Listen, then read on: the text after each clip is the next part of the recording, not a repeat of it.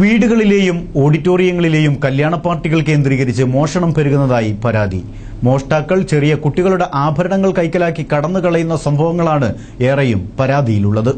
കല്യാണ സൽക്കാരത്തിൽ ഒത്തുകൂടാനെത്തുന്നവരിലേക്ക് നുഴഞ്ഞുകയറി സ്ത്രീകളുടെയും കുട്ടികളുടെയും സ്വർണ്ണാഭരണങ്ങൾ ഉൾപ്പെടെ മോഷ്ടിക്കപ്പെടുന്നതായി പരാതികൾ വ്യാപകം. ഇത്തരം സംഭവങ്ങളിൽ പരാതികൾ ഏറെ ഉയരുന്നത് കല്യാണ മണ്ഡപങ്ങളും ഓഡിറ്റോറിയങ്ങളും കേന്ദ്രീകരിച്ചാണ്. ഓഡിറ്റോറിയങ്ങളിൽ എത്തിപ്പെടുന്ന മോഷ്ടാക്കൾ ഒറ്റപ്പെട്ടു നിൽക്കുന്ന കുട്ടികളെ കണ്ടെത്തി അവരുടെ ആഭരണങ്ങൾ ഊരിയെടുത്ത് രക്ഷപ്പെടുകയാണ്.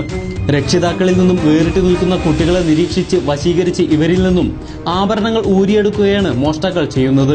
കഴിഞ്ഞ ഡിസംബർ 26-ന് വ്യാഴാഴ്ച AR നഗർ ദേശീയപാതയിലെ വലിയപറമ്പ് സ്വകാര്യ ഓഡിറ്റോറിയത്തിൽ വിവാഹ സൽക്കാരവേളയ്ക്കിടെ മൂന്നിയൂർ പാറക്കടവ് സ്വദേശി ചെറുമടത്തിൽ മദാരി മുഹമ്മദ് ബഷീറിന്റെ 3 വയസ്സ് പ്രായമുള്ള മകൾ ദിൽഫിദയുടെ 2 പവൻ തൂക്കം വരുന്ന സ്വർണ്ണാഭരണം ഇത്തരത്തിൽ മോഷ്ടിക്കപ്പെട്ടതായി തിരൂരങ്ങാടി പോലീസിൽ പരാതി നൽകിയിട്ടുണ്ട്.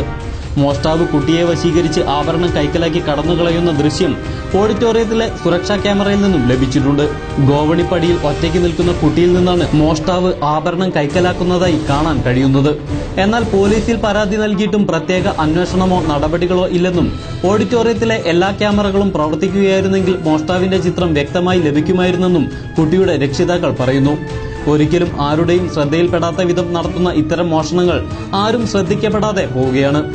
ഓഡിറ്റോറിയങ്ങളിലെ നിരീക്ഷണ ക്യാമറകൾ കാര്യക്ഷമമല്ലാത്തതും പോലീസ് അന്വേഷണങ്ങൾ വേണ്ടത്ര ഗൌരവത്തോടെ നടക്കാത്തതും മോഷ്ടാക്കൾക്ക് സൗകര്യമാകുമ്പോൾ ഇത്തരം സംഭവങ്ങളിൽ ജാഗ്രത പുലർത്താൻ വിവാഹ സൽക്കാര ആഘോഷങ്ങളിൽ പങ്കെടുക്കുന്ന രക്ഷിതാക്കൾ ശ്രദ്ധ നൽകാത്തതും കാര്യങ്ങൾ വേഗത്തിലാക്കുന്ന സൗകര്യമായാണ് മോഷ്ടാക്കൾ കാണുന്നത്.